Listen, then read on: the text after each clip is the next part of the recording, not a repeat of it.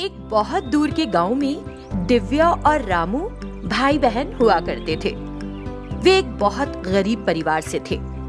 उनके पिता की मृत्यु के बाद उनकी माँ लक्ष्मी पर उनकी देखभाल की जिम्मेदारी आ गई थी। लक्ष्मी को अपनी आजीविका कमाने के लिए एक बहुत पुराने पुल को पार करना पड़ता है। वो कुछ बांस के तने इकट्ठे करने के लिए जंगल में जाती है और उनसे विभिन्न प्रकार की टोकरियां, चटाई और तरह तरह के थैले बनाकर उन्हें बेचती है। इस तरह अपना और बच्चों का पेट पालने के लिए उसे काम करना पड़ता है। दोनों बच्चे उसकी जितना होता मदद किया करते। जब इस तरह चल रहा था, एक दिन लक्ष्मी को अपने बच्चों के साथ अचानक जंगल जाना पड़ा।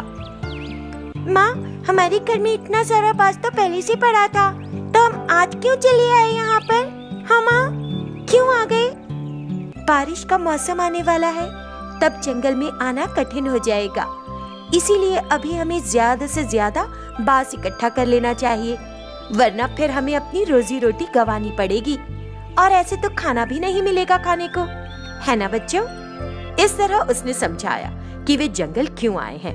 वे बांस को काटकर अपने सिर पर लादकर घर आ गए और इस तरह उन्होंने हर दिन जंगल जाकर बांस इकट्ठा किया और बांस का एक बड़ा ढेर बना लिया।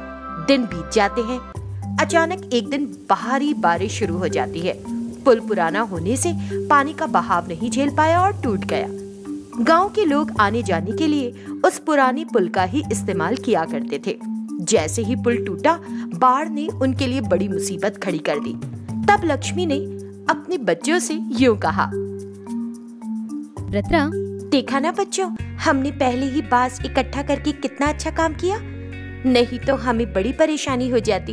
अब देखो तमाम गांव वालों को कैसी कठिनाई हो रही है। उसके ऐसे कहने पर, माँ, पुल को दोबारा तैयार होने में कितनी देर लगती है? कितना टाइम?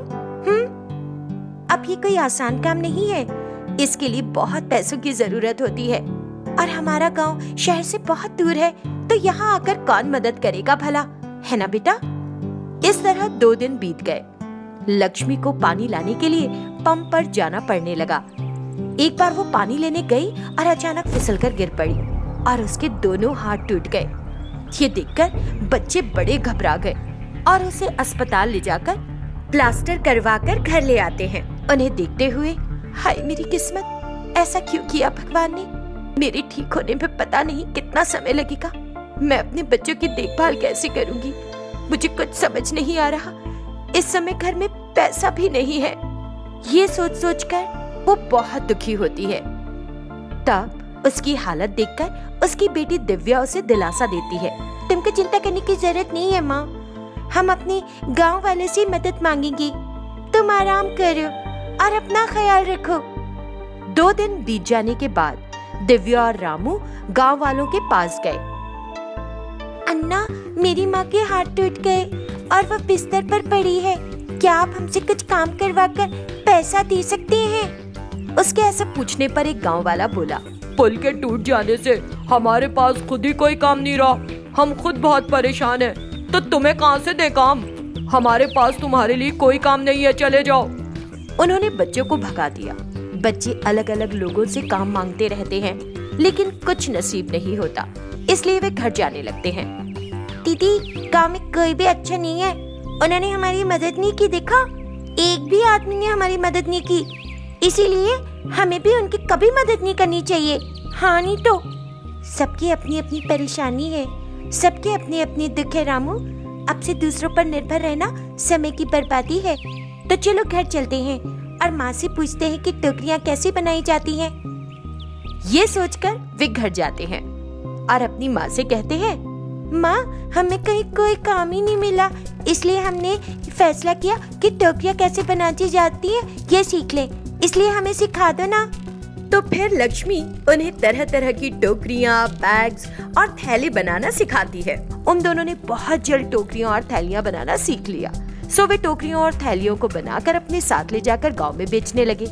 सभी टोकरियां और दूसरा सामान बेचने के बाद वे बहुत थक गए और उस गांव के पुराने पुल के पास आकर रुके और उन्होंने देखा कि ग्रामीण जो तैरना जानते थे तैरकर दूसरी तरफ जा रहे हैं।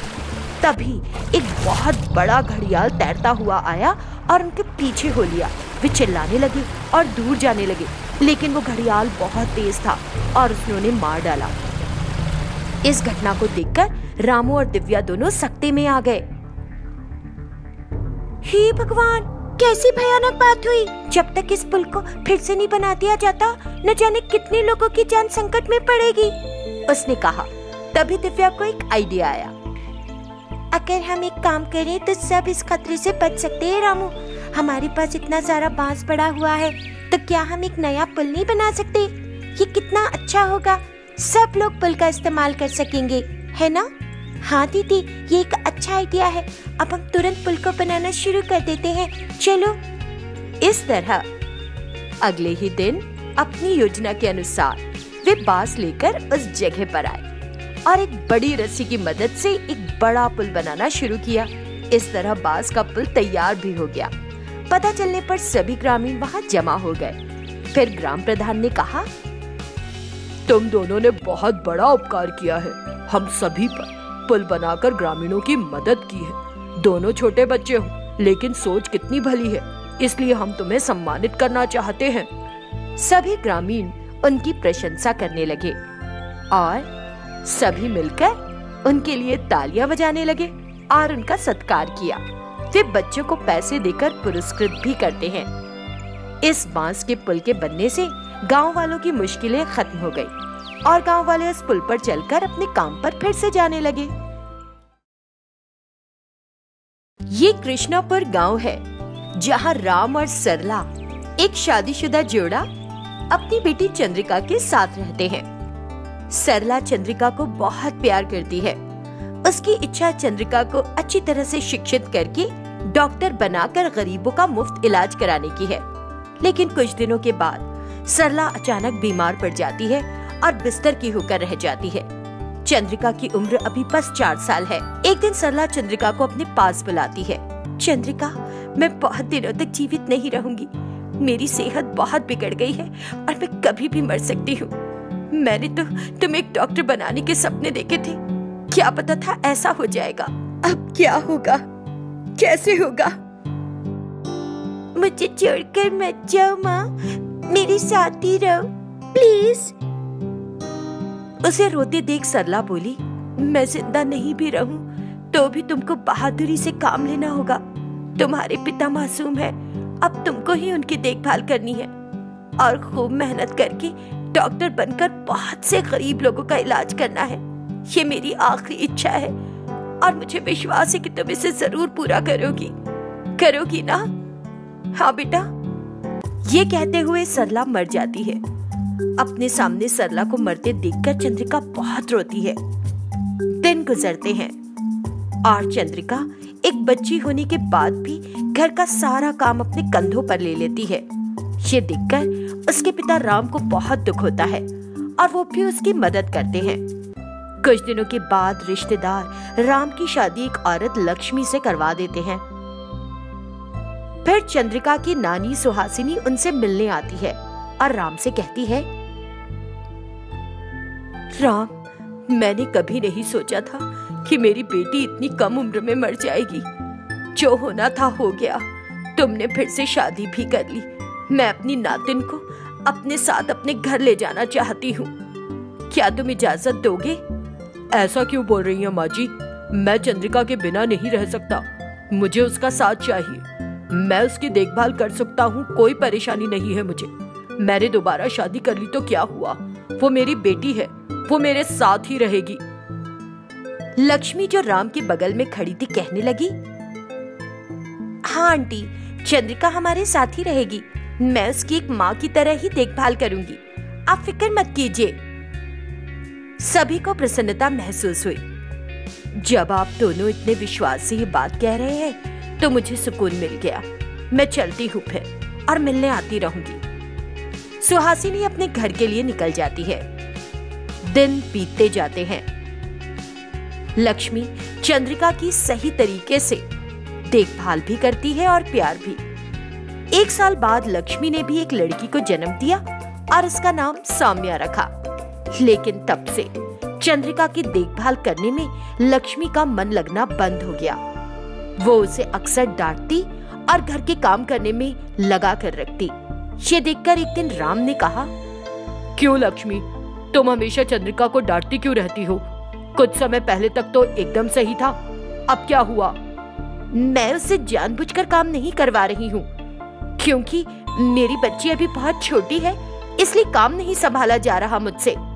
अगर वो काम पहले से जानती है और करती है तो इसमें बुराई क्या है? तुम इतने परेशान क्यों हो रहे हो, जैसे कि मैं उसे सता रही हूँ? लक्ष्मी कठोर बात बोलती है और नाराज हो जाती है।